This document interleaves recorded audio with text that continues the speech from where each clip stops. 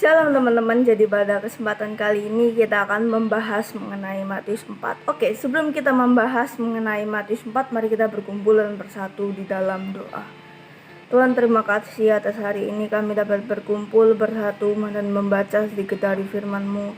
Dan biarlah firman-Mu ini dapat menjadi terang dan dapat kami lakukan dalam kehidupan sehari-hari. Dalam nama Tuhan Yesus kami berdoa dan mengucap syukur. Haleluya, amin. Nah, beberapa dari kalian mungkin sudah mengerti mengenai isi dari Matius 4, yaitu mengenai Tuhan Yesus yang dicobai oleh iblis 3 kali setelah ia berpuasa di padang gurun selama 40 hari. Nah, kenapa sih iblis itu kok mencobai manusia gitu kan? Aneh gitu loh. Padahal dia adalah makhluk juga kan, yang diciptakan Tuhan sempurna kan. Nah, dari bahasa Ibrani, iblis itu artinya musuh. Artinya adalah penuduh.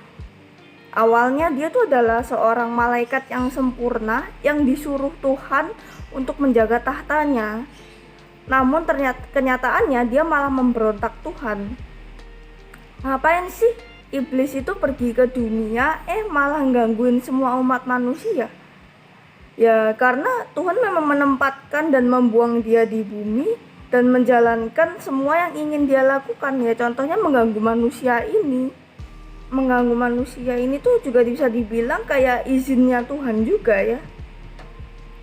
Nah, iblis itu teman-teman, dia itu nggak maha hadir, dia nggak maha tahu, dia nggak maha esa, dia nggak maha semuanya. Jadi pengetahuan dia itu terbatas dan pasti salah-salah gitu loh.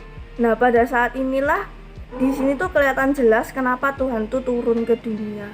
Nah, maksud kedatangan Tuhan Yesus tuh aku ada rangkum yaitu 3 hal. Yang pertama adalah untuk membinasakan perbuatan iblis. Yang pertama. Terus yang kedua, untuk mendirikan gereja atau kerajaan Allah. Lalu yang ketiga, membebaskan kita dari iblis.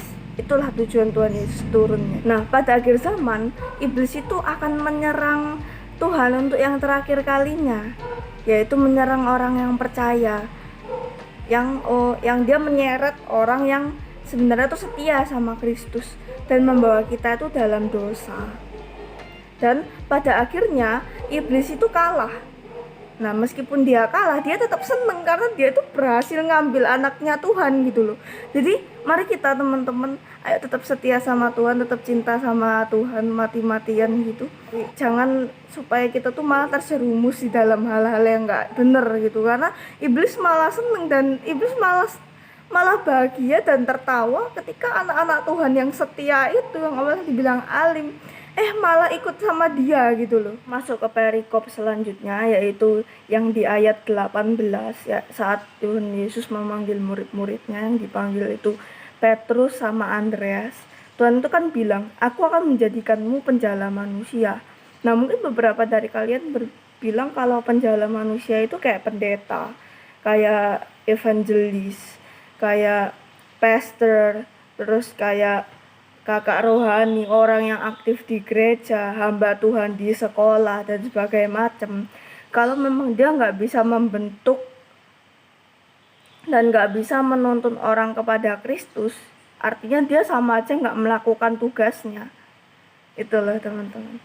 Jadi yuk kita bareng-bareng, yuk jalan bareng-bareng, kita bertumbuh berakar sama-sama, ikut kita program baca Alkitab ini, dan let God do the rest.